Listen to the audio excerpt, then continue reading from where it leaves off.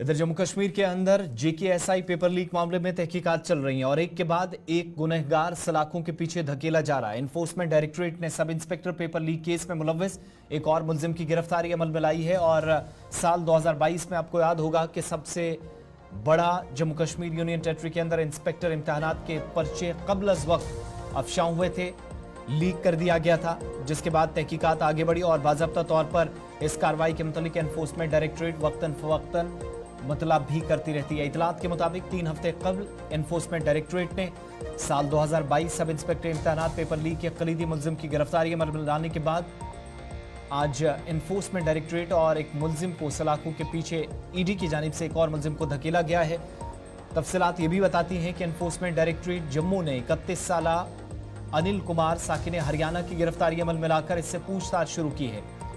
और ये भी तफसीलात सामने आई कि आज सुबह मुलजिम को जम्मू की खुसूसी अदालत में पेश किया गया, जहां से उसे 5 रोजा रिमांड में भेज दिया गया है।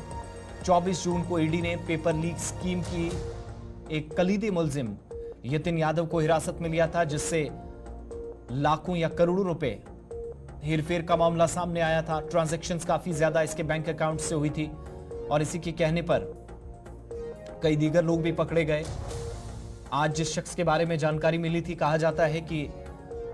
यतिन यादव ने ही कुछ इंकिशाफात किए थे और Jammu Kashmir service selection board की जानिब से आप सबको याद होगा कि 27 मार्च 2022 में सब इंस्पेक्टर असामियों को पुर करने की खातिर तहरीरी इम्तिहान लिया।